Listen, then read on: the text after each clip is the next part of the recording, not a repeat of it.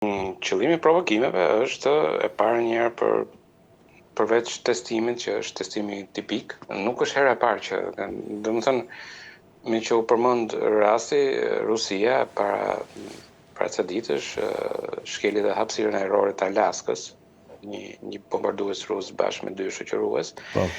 Dhe u ngritën në ajër avionët amerikanë për ta shoqëruar, domethënë, kështu që nuk janë provokim vetëm në drejtim të, po themi, Evropës, por janë drejtime edhe të Perëndimit. Kjo është për të testuar gatishmërinë e Perëndimit për të përgjigjur. Pra, në qoftë se reagimi i Perëndimit është i ashpër dhe i prerë dhe i fortë,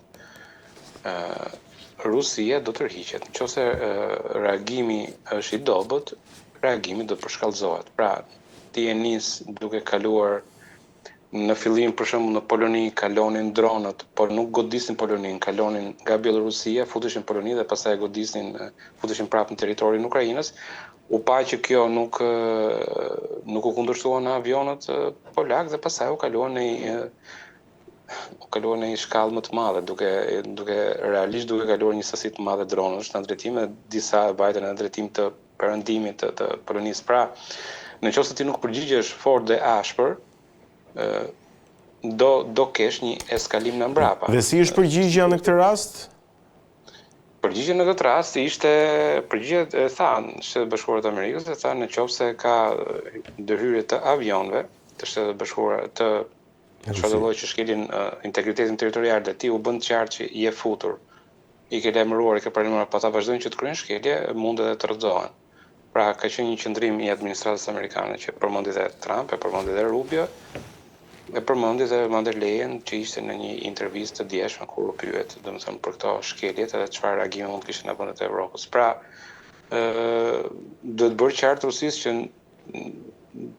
tashmë është diçka e cila, po themi, nuk do tolerohet më në vendet e Evropës, një shkelje e tillë e sovranitetit kombëtar, pra që të kalosh avion luftarak pikok, nuk mund të lejohet më.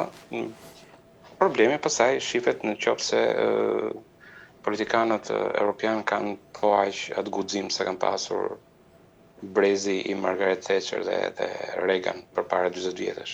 Gjë që më duket e vështirë për momentin. Qartë.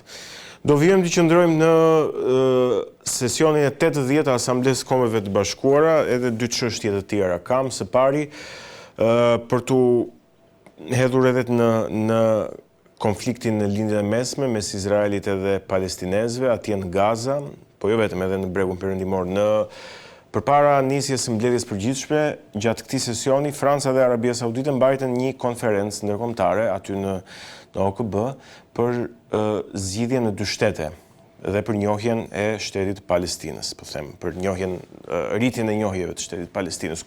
Përpara kësaj, Anglia deklaroi se e njeh, Australia, Kanadaja, Belgjika, Franca patjetër atë ditë dhe shtete të tjera. Tani, nuk e di sa ky momentum në OKB sa mund të prodhojë ndryshim të situatës. Netanyahu ka qenë shumë i ashpër, duke e konsideruar këtë akt të njohjes Palestinës si shpërblim për Hamasin. Po sa mund të ndryshoj lindjen e mesme kjo që ka ndodhur? E parë njerë duhet të sqaruar kjo puna e njohjeve në ana e Evropës Perëndimore ka ardhur kryesisht vetëm në ato vendet të cilat kanë një qeverisje të majtë ose që varen nga votat e të majtës. Domethënë, laboristët në Britani, spanjollët që janë të majtë, Macroni që varet nga votat e të majtës për të kundërshtuar Le Penin, Kanadaja që prapë fituan të majtët, Australia që prapë fituan të majtët në zgjedhje. Pra, ka qenë kryesisht qeveri të majta, kurse qeveritë e djathta kanë ngelur në një farë mënyre pak më dyshuese në këtë drejtim dhe nuk kanë nesur. Paktën po flas për ato që janë qeveri kryesisht në Evropë, sepse në Afrikë të gjithë e kanë njohur, po themi, gjithë shtetet afrikane kanë njohur, në Azi po pak a shumë shumica po e kanë njohur, me përjashtim të Japonisë dhe Koresë. Pra, po të shikohet janë pikërisht të vende të cilat të majtët e kanë, po themi, e kanë këtë çështjen e Palestinës pak më më për zemër si thua edhe për shkak të lidhjeve po themi historike me disë islamizmit edhe të majtës në Evropë. Por në kuadrin e asaj që është në Kombet e Bashkuara ka një procedurë të caktuar. Procedura është për që një shtet të bëhet antar i Kombeve të Bashkuara, duhet e parë njëherë të pranoj parimet e kartës OKB-s, pra parimit që është për paqen, për njohjen e sovranitetit të kombeve të tjera, etj, pra janë disa parime të përgjithshme të kartës OKB-s, dhe pastaj duhet të shkojë me këtë aplikim në Këshillin e Sigurimit. Dhe në Këshillin e Sigurimit nuk duhet të marrë asnjë veto. Qartë. Pra kalohet me shumicë votash në Këshillin e Sigurimit, por nëse merr veto ngec aty. Nëse kalohet në Këshillin e Sigurimit, pastaj kalohet në Asamblenë e Përgjithshme, në cilën duhet marrë 2/3 e votave. Me aq njohje sa janë bërë, përgjithsisht mendohet që Palestina i ka 2/3 e votave në Asamblenë e Përgjithshme, ajo që i pengon për të aplikuar është pikërisht qëndrimi i SBA-s, sepse në Këshillin e Sigurimit tashmë Britania, Franca me njohjen, plus Rusia dhe Kina që ka qenë aleat tradicional. E njohin dhe mund ta kalojnë, ajo që ngelet peng është vota ose vetoja më saktë e Shtetit Bashkuar të Amerikës. Dhe kjo e bën që ky aplikim, për sa kohë që nuk ndryshon pozicioni i Shtetit Bashkuar të Amerikës, nuk mund të kalojë për të dhënë produkte për produkte konkrete. Mund të shërbejë dhe shërben për të ngritur në pa çështjen palestineze, mund të shërbejë për një farë po themi fushatën në të cilën të kërkohet dhe numri që të rritet sa më tepër numri i vendeve që ta njohin, ose presioni mbi ato qeveri që akoma nuk e njohin, siç është rasti për shembull i protestave në Itali, në të cilët pati dhe probleme nga ata që janë forcat e ekstremit majt, që u bashkohen në këtë rast bashkë me islamistët dhe goditën, po themi, godinën e Milanos, stacionit të trenit, etj, krijuan rrëmuj dhe trazira në drejtim të, po themi, detyrimit të qeverisë Melonit që të kryej ose që të njohë shtetin palestinez. Pra, gjithë kjo fushat ndërkombëtare në aty nuk është, domethënë, dhe aq pa përfitime, po themi, në drejtim të PR-it dhe në drejtim të asaj fushate diplomatike që zhvillohet në çdo vend të botës për të ulur numrin e vendeve që nuk e njohin dhe mundësisht ta njohin pak a shumë shumica po themi e vendeve të OKB-s. Pra, në këtë drejtim do eci dhe i ka dhënë frutot e veta në drejtim të pasaj të përfitimeve konkrete, për sa kohë që nuk ndryshon qëndrimi i Shtetit Bashkuar të Amerikës, nuk ose do ndryshojë gjë. Dhe për më tepër është dhe problemi po themi i territorit, është problemi i qeverisjes, domethënë është shumë komplekse situata në kuptimin që ti nuk mund të vendet arabe kanë bërë qartë që nuk mund të pranojnë Hamasin, që të jetë aty dhe të drejtojë Palestinën. Dhe pastaj lind pyetja kush janë territoret, të cilat duhet të ketë ky shtet, kush duhet të jetë qeverisja. Pastaj nëse ky shtet qeveriset dhe bëhet në vete dhe prap e merr kontrollin një organizatë si puna Hamasit, mos harrojmë që Hamasi erdhi me votën në 2005-ën. Dhe fillon prap kryen sulme të tjera, domethënë ky problem nuk zgjidhet nga një njohje mekanike e një shteti. Duhet që gjithë palët të ulen dhe të bien dakord me disa kushte parametra të cilat do pranohen të gjitha edhe në të ardhmen. Nëse kjo nuk bëhet, është e vështirë që ai konflikt të marrë zgjidhje, domethënë. Kështu që për sa i përket, domethënë, gjithasë situata aty duhet që të ketë më tepër veprime shumë palqe se sa një palqe. Pra duhet të ketë më shumë përfshirje të Shteteve Bashkuara në këtë proces, duke qenë se është ai i cili e mban në një farë mënyrë peng, duhet të ketë një përfshirje të Izraelit, i cili në ana tjetër duhet që dhe ai të bie dakord mbi këtë gjë. në mënyrë që të arrihet një paqe qëndrueshme që të vazhdojë për kohë gjatë. Për sa kohë që vazhdohet me veprime unilaterale, nuk është se domethënë do zgjidhet gjë. Edhe nëse zgjidhet një zgjidhje mekanike, siç e thash, pas disa vjetësh, pas shumë vjetësh mund të rikthehemi prapë përpara një krize të tillë, në të cilën për shembull një organizatë si puna Hamasit merr pushtetin në Palestinë, që tashmë është Palestinë zyrtare, por sulmon Izraelin. Qartë. Do filloj një luftë tjetër dhe çfarë do thuash në këtë rast? Domethënë duhet kuptuar që ai vend aty duhet që të dyja palët të njohin të drejtën e njëra tjetrës për të ekzistuar. Duhet që Izraeli të pranojë zgjidhje me dy shtete, të cilën përgjithsisht e ka bërë, sidomos e majtë izraelite, por njëkohësisht duhet që edhe palestinezët duhet pranojnë që Izraeli duhet jetojë aty. Nëse ky kompromis nuk arrihet, ai vend do të ketë paqe ndonjëherë. Qartë. E fundit, po jo për nga rëndësia, presidenti i Serbisë Aleksandar Vučić ka mbajtur një fjalim dje në Asamblenë e Përgjithshme të OKB-s me tone mjaft forta. Sipas tij, Kosova vijon të jetë pjesë integrale e Serbisë. E kam fjalën për mënyrën se si e ka shprehur deklarativisht se kushtetutën e dim që në kushtetutën e Serbisë Kosova vijon të jetë. Nga ana tjetër, ndoshta më shqetësuese se sa fjalimi i Vučić është takimi i tij me Rubion, ku sipas tij është folur për nisjen e dialogut strategjik midis Serbisë dhe Shteteve të Bashkuara të Amerikës. Kjo vjen në të njëjtën kohë kur është ndërprer dialogu me Kosovën. Si e sheh këtë situatë?